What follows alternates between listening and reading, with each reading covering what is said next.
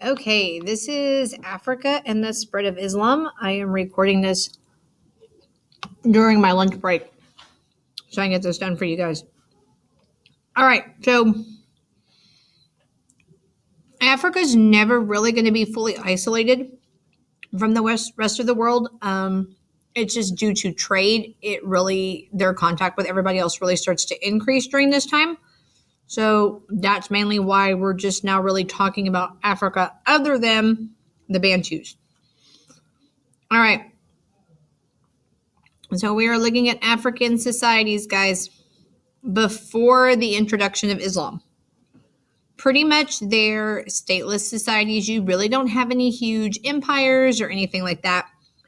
Everything is organized around kinship groups, so family groups. There's no real central authority other than, like the chief of a tribe or something like that. And power is pretty much held by like families, communities, stuff like that. Some common elements that we're going to see in African society all throughout its history are the Bantu languages. That spreads as the Bantu migrate south. You see an animistic religion, very into nature forces and deities. They do have a main god with like smaller gods and goddesses, but there's always like one main all important god. And everything is still going to tie back to this original polytheistic religion.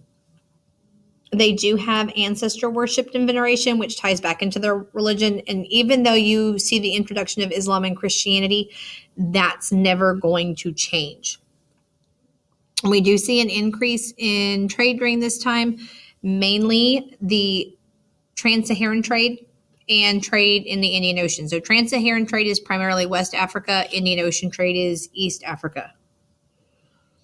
So like I said, big things to take away from this part, Bantu language and this original religion. Like I said, keep in mind that it is never going to be fully eliminated because of Christianity or Islam. It's always going to remain.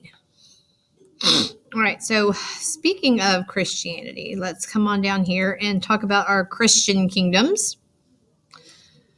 So the pretty much like the first important kingdom in Africa that adopted Christianity was Axum.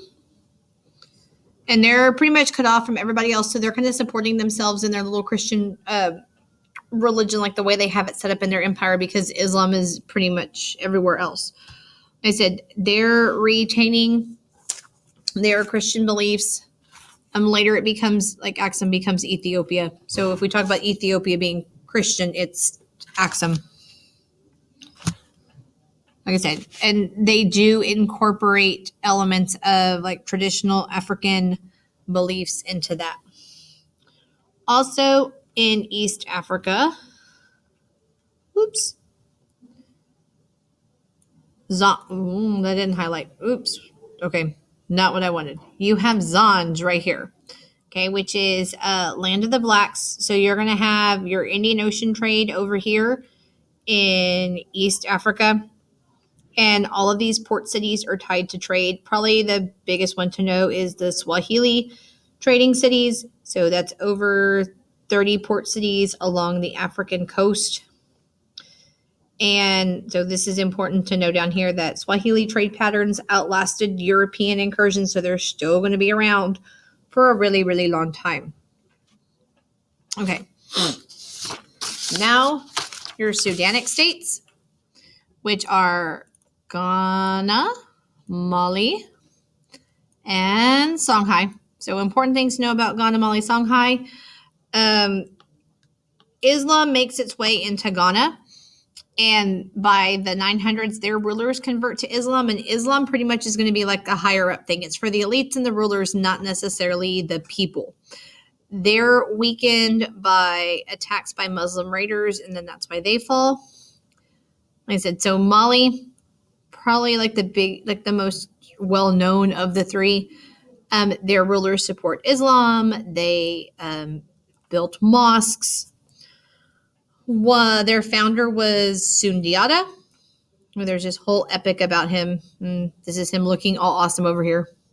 So he created the unified state, became the first emperor, and probably the most famous of the rulers of Mali is Mansa Musa, who, as it was ruler of Mali during the height of the empire, took all the gold everywhere. He brings back Islamic architects to Timbuktu, which is their important trade city. It became a center for Islamic learning. It stays that way through Songhai.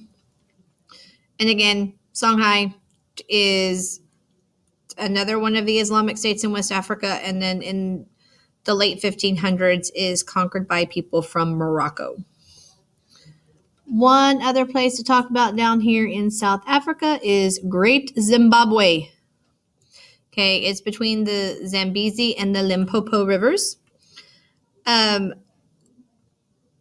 You have the stone houses that were there, so that's kind of important. Like the largest Zimbabwe was like the really big city.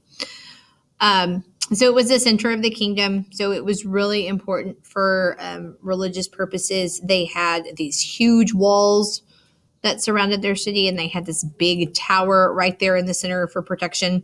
And all of this was done without any kind of cement. Like all this stuff is just standing on its own. And Africa is going to come to play an even more important role in history when we get into period 4. But right now, those are the states you need to know for the post-classical period.